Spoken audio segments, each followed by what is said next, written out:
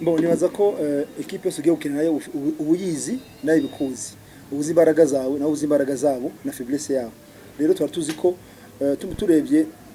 Rayon Sport twari tuzi ko ari equipe muri iyi minsi iki ni gice cya mbere mu gice cya kabiri kabinaniwe je tubona twagerageje kubananiza dukina block bagira ngo tugema contre attaque hanyuma muri deuxième mi-temps hajemwe abakinyi bashobora gumana umupira cyo tumabonye ko deuxième mi-temps habaye impinduka kandi kana ko habaye mu resultat amakuru Edouard update Edouard nibaza ko umukinnyi yari hajya abakinyi 76 hari uruhu kandi bakaza nta kindi kibazo mwari mufitanye ikibazo n'umukinnyi wamuzanye kandi umukinnyi wawe ejo muri shampiyona inganyije ishure by'inama ikuraho inota rimwe ikindi natekereza ko namagaju tactical mari yatekereje gukina gute approach ya match uko watekerezaga ikindi natubwire mu gice cya kabiri twabonye ko nko mu minota 20 ya mbere y'igice cya kabiri abasore bawe bakinaga block bacungira ku ma contre attaque ni consigne wari umaze kubaha muri vestiaire unaduhe na update kuri Edouard ntago tugeze tumubona muri line up yawe afite ikihe kibazo bon nibaza ko equipe yose ugiye gukina nayo ubuyizi nayo bikuzi ubuzi imbaraga zawe nawe uzi imbaraga zabo na faiblesse yabo rero twari tuzi ko turebye Rayon Sport twari tuzi ko ari equipe muri iyi minsi iki ni gice cya mbere mu gice cya kabiri kabinaniwe je tubona twagerageje kubananiza dukina block bagira ngo tugema contre attaque hanyuma muri deuxième mi-temps hajemwe abakinyi bashobora gumana umupira cyo tumabonye ko deuxième mi-temps habaye impinduka kandi kana ko habaye mu resultat amakuru Edouard update Edouard nibaza ko umukinnyi yari hajya abakinyi 76 hari uruhu kandi bakaza nta kindi kibazo mwari mufitanye ikibazo n'umukinnyi wamuzanye kandi umukinnyi wawe ejo yakoze imyitozo ya nyuma ariko kibazo none bose abakoze imyitozo wabonye Edouard wenyene hariho batandatu batari bahari kora umukinnyi ngenderwaho coach ohe singe nta mukinnyi ngenderwaho muri equipe yanje bose batsa gukora mutoza ujye ukunda kugaruka cyane kuri Rayon Sport ubushize bavuze ngo si ikipe ikomeye ngo ni ikipe y'i Kigali ejo bundi waratangaje ntabwo ku myitozo amagambo akomeye nyuma yo kwikuraho inota muri yare ntigutsinze na Retur ntigutsinze Rayon Sport style yacyari ya kipe n'ubundi ubona muri ya shusho shaka ndakwaze nanje Rayon Sport yateye mwiza mu kangahe rimwe kandi nikado twabahaye ikindi twakubaza ukunze kubona cyo mu makipe akomeye mage nibyo wenda uba wanatangaje mbere y'ano makipe akomeye ariko ugiye gutyo ukabitangaza kandi ukanabyerekana mu kibuga by'umwihariko ku makipe akomeye ibanga riba riri ibanga riro je gukina na Rayon Sport no fungina na Rayon Sport gatano ho gukina na Rutsiro cyangwa gukina na ITSR cyangwa gukina na APR no fungina na APR cyangwa na Police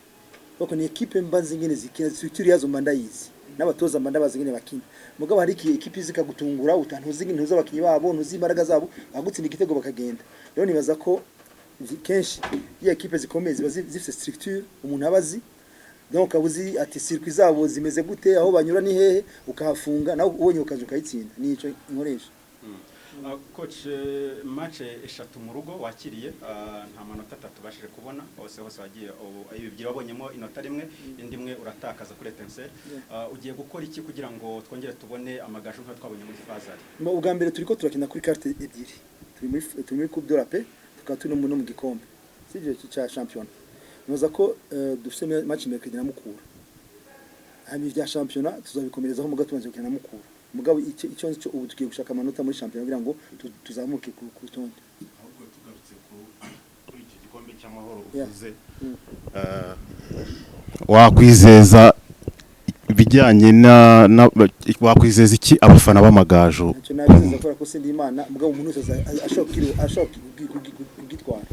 ariko hasigaye equipe 8 nkuko uvuga ko Rayon Sport ari ikipe uzi ufata reference Rayon Sport urumva fata reference equipe 8 zisigaye mu gikombe cy'amahoro imwe se ashobora kugitwara murakoze okay merci